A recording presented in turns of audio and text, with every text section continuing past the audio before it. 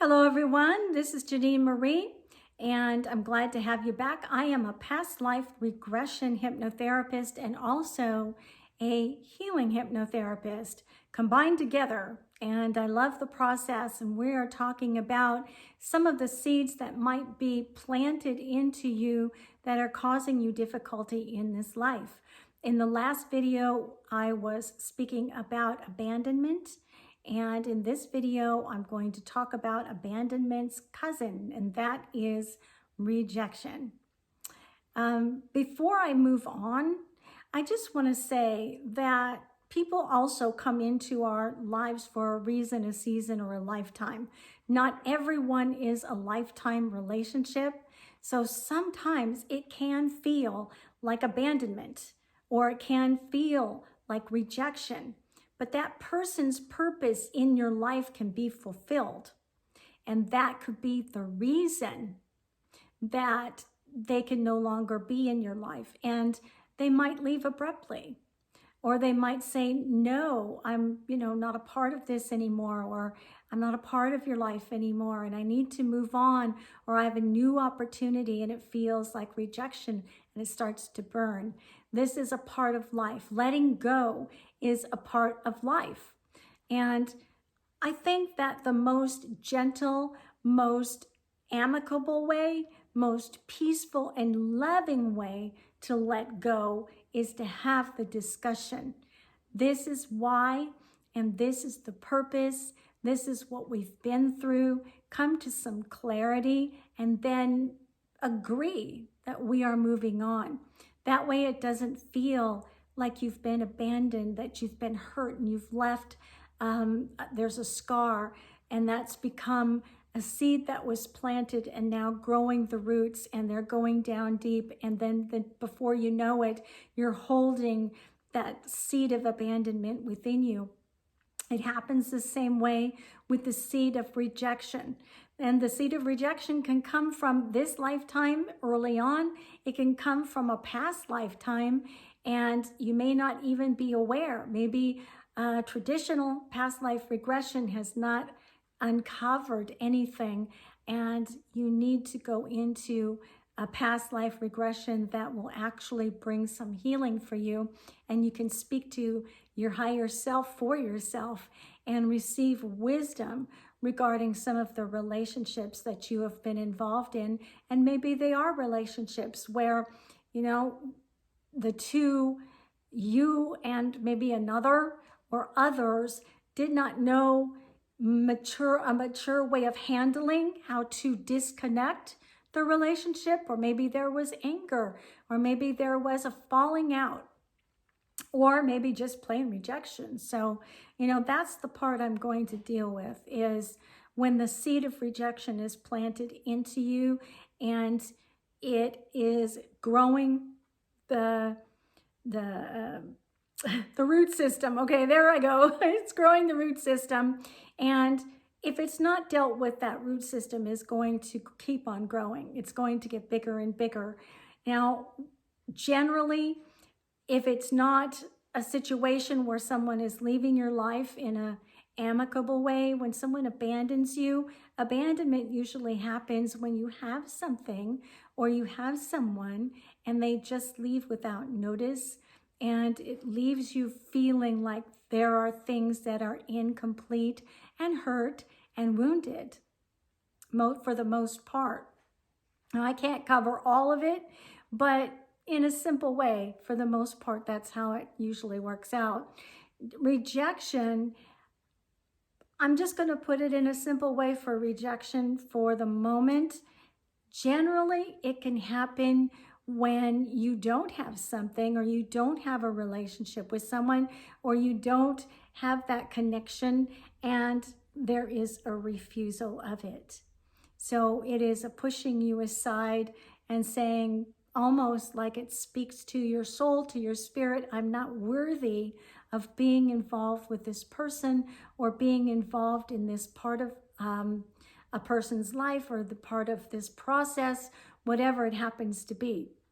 You can receive rejection from an individual. You can be rejected by what society portrays us to be.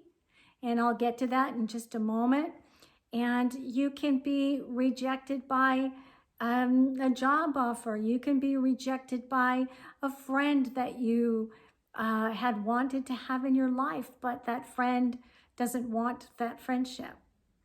So, generally you never had one, but it can happen where you have one and there is a rejection of who you are, or I can't love you this way. I can't be with you this way, so therefore I reject you.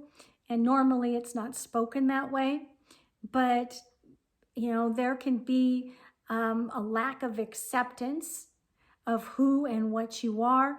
And what happens, because we all crave acceptance, is a real deep wound or soul scar can occur because of rejection. Now I'm going to give you a situation that happened in my life, and it was quite some time ago. So it's been a while. I mean, I was very, very young, which makes it very, very hard.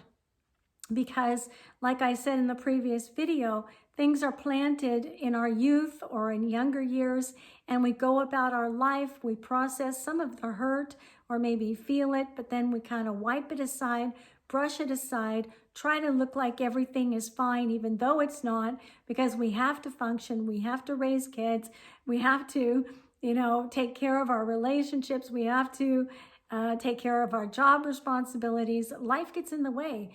And we forget to put ourselves first. And that is a big lesson. Put yourself first. So I'm going to go back to this situation. I was very young. I'm going to say probably around age 16. And I was involved in a relationship, or, kind of a boyfriend, girlfriend type of a thing. And it involved his family, whom I loved and adored. And I found myself in a situation where we were all in one place.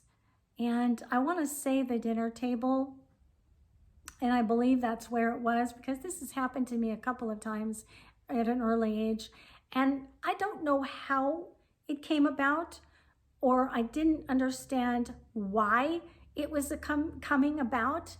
But all of a sudden, the topic of discussion was about me, like I wasn't in the room. And it was about physical aspects of me. Now, at that time, I was going through a very difficult time at home. My parents had been splitting up and, going through divorce. I lost a lot of weight. I was very thin. I was very hurt and feeling, quite abandoned and a little bit rejected myself at the moment. But for some reason, this was coming up, and I didn't know what the reasons were. But I was a very shy person back then. Go figure. Not so much anymore. I've gone through a lot of healing. So I really didn't address it. It's like I couldn't believe what I was hearing, because at a very early age, I was pretty awake and aware. And I looked at these people who were talking about me in front of me like I wasn't there, and about physical aspects of me. Probably, I think it was that I lost so much weight, and, don't worry, she's going to, grow up and things will change and blah, blah, blah. So, I left that situation that night feeling extremely rejected and hurt, because we live in a society where our physical presence is always judged first. It's like no one really, I'm not going to say no one, because there are awake and aware people, but it feels like the mass majority of people don't get to know us at a soul level first, and they get their first response about us, or our first impression, just looking at our physical part of our being. And, it might be male-female thing. Men are primarily visual, but the hard part about that is it can make a female feel like she's less than, if there are things about her that he doesn't appreciate, and so therefore rejects her for those things. So, you know, society really puts a lot of pressure on us as women. We have been portrayed as the sex symbol for just as long as I can remember, and probably a lot more years before that. And, you know, dare I say, probably back into ancient times. This is something that has been a seed that has been planted into femininity for ages. Ages, okay? And it's not fair, it's wrong, it's hurtful, it's hard to go through. And, you know, can you imagine being in a place where people are actually talking about you, how you appear as if you're not there? And you're young and impressionable, and the seed of rejection begins to plant and take root because you focus on it, it becomes the focus of your pain, of your hurt. You begin to judge everyone according to that rejection. You know, is that person going to hurt me? Is that person going to hurt me? Are they going to reject me? Or even when they're not, it feels like rejection. So it becomes even more solidified like concrete inside of us, and it grows even deeper to the point where we reject ourselves. It becomes part of who we are. And what happens is we see the world, we see situations, we see relationships through rejection eyes, okay? And because we've rejected ourselves, we begin to reject others. It's what we know deep inside of ourselves. It might not be intentional, and, you know, chances are it isn't. But it doesn't mean it's any less hurtful. It's hurtful to reject yourself. You know, it's hard to look in the mirror, or it's hard to look at yourself and say, or even your life, and say, this is not good enough. Or have something inside of you say, this is really not good enough. And it takes a lot to heal from that. You know, finding where the seed is the why. Once you find the why, like Dolores Cannon always taught, you have what it takes to unfold some of the healing. And if you go through a past life regression hypnotherapy or healing hypnotherapy session that takes quite a long time, you actually can come through it quite healed and quite aware and quite alert and quite awake. I mean, a lot of everything. It can be absolutely life-changing. But rejection is very hard. It's a hard thing to process. And I want to just feed this into you. When you start to evaluate your life, and I hope that you are, and you see that you are rejecting a lot of things or a lot of people, or you becoming rejected, or, you know, becoming a little bit more reserved, you're becoming a little bit more cautious about relationships, you can just about come to a conclusion for yourself that you have this seed of rejection and it needs to be processed. You need to go back and find out why and when it happened and how you're going to process that and receive the wisdom from your higher self in order to do that. And that can be a lesson for you that you don't have to repeat over and over again. You don't have to say, I am not worthy anymore. You can look in the mirror and say, I am so worthy. I'm worthy of receiving money. I'm worthy of receiving love. I'm worthy of receiving relationship. That's another thing. We can be rejected for our financial status. You know, somebody else makes more money than we do.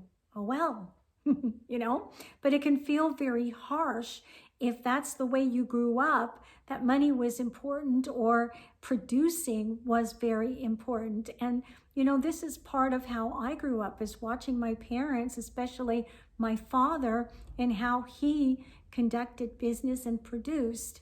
And that became a big something that was ingrained inside of me. So quite often I'll look at, oh, you know, so-and-so is now got a new job and they make this much money or that much money. And as someone who has had to climb her way back up because she lost her business after divorce, it's very hard for me to hear. It is a rejection of myself. And it's something that I now know because I'm awake and aware, and I can process that now because I know the why. So I hope that this makes some sense to you. I always want to leave you with this. Number one, seek out a quantum healing hypnosis technique practitioner and get a session. Whether you are close to me in Texas or whether you are close to another practitioner, I will put the website in the description box where you can find a practitioner if you need one in your area. And believe me, you will be better for it. It will be an experience you are not likely to ever forget. Plus, they're recorded, so you won't forget it. So, you know, I want to leave you with this because I want to leave you with something positive. That you are worthy. I want to speak into your soul and spirit. You are worthy.